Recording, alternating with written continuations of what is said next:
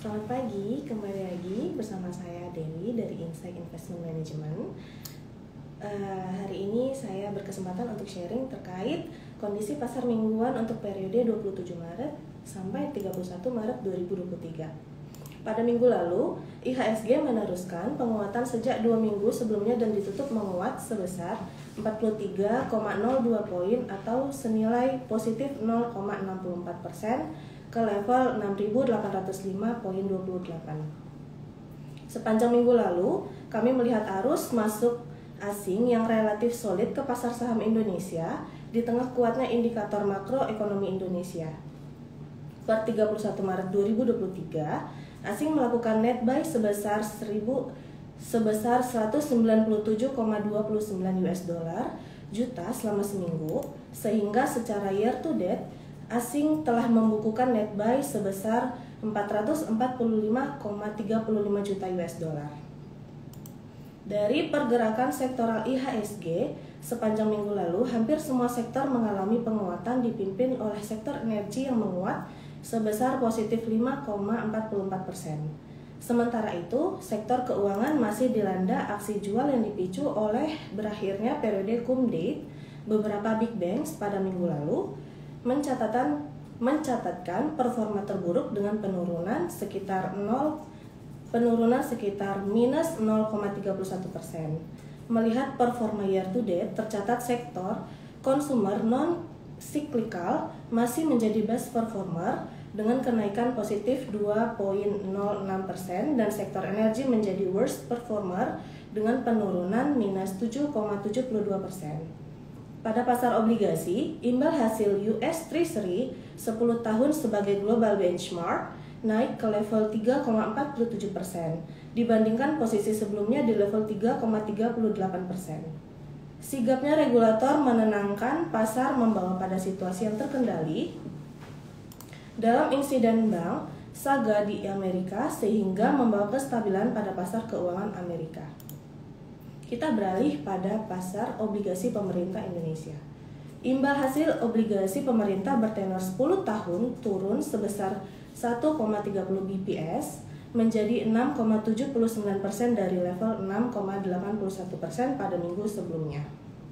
Berdasarkan data DJPPR per 30 Maret 2023, kepemilikan asing berada pada level 816,30 triliun, naik dari posisi 804,17 triliun week on week atau setara dengan 14,85% dari total kepemilikan obligasi pemerintah.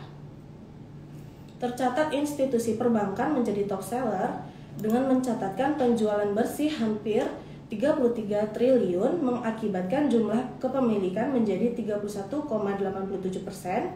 dari total kepemilikan di obligasi pemerintah. Tekanan jual yang dilakukan oleh perbankan diimbangi oleh pembelian dari sisi Bank Indonesia yang tercatat menjadi net buyer terbesar.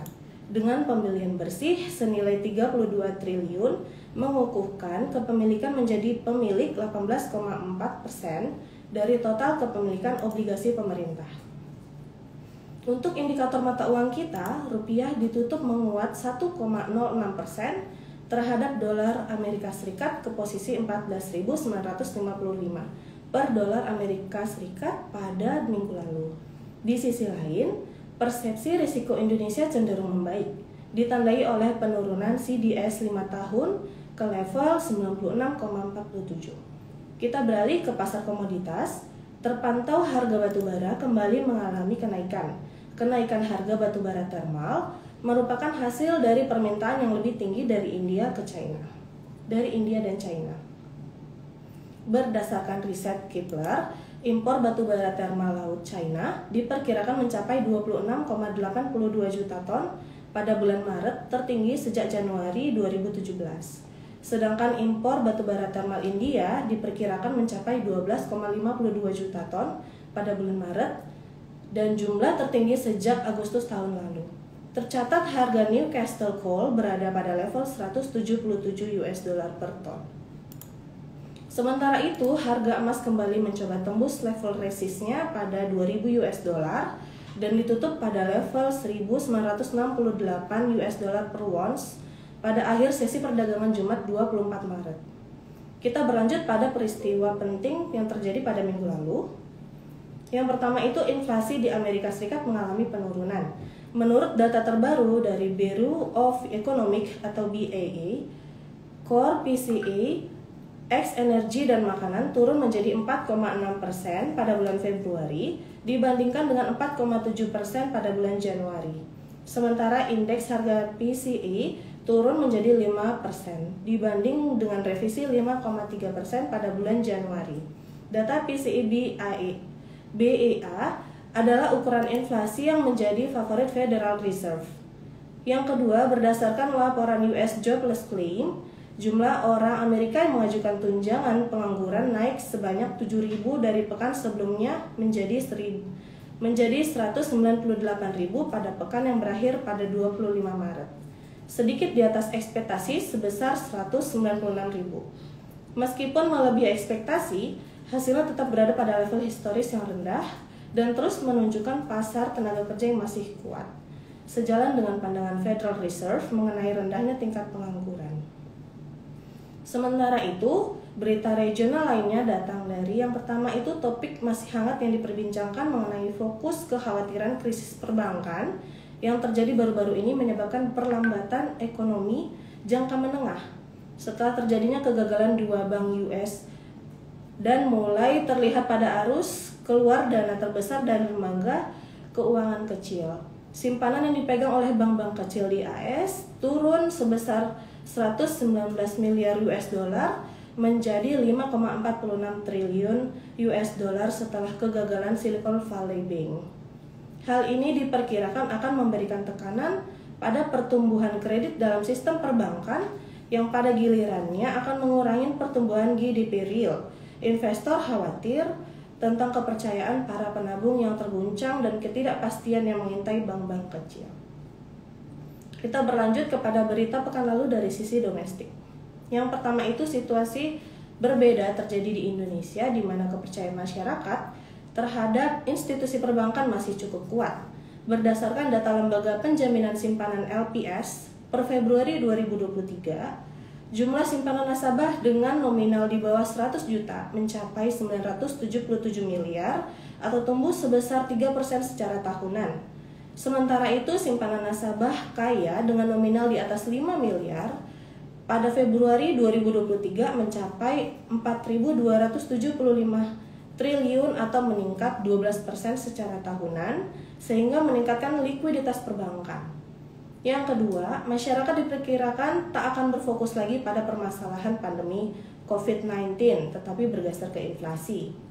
Head of Research di BS Group, Maynard Arif, mengatakan berdasarkan survei DBS Bank, masyarakat kalangan atas memilih untuk mengurangi kuantitas belanja karena perhatian mereka terhadap inflasi. Yang ketiga, IMF telah menaikkan proyeksi pertumbuhan ekonomi Indonesia pada tahun 2023 menjadi positif 5% year to year, naik perkiraan Januari sebesar 4,8% year to year. Karena pembukuan kembali ekonomi China dan penurunan inflasi global.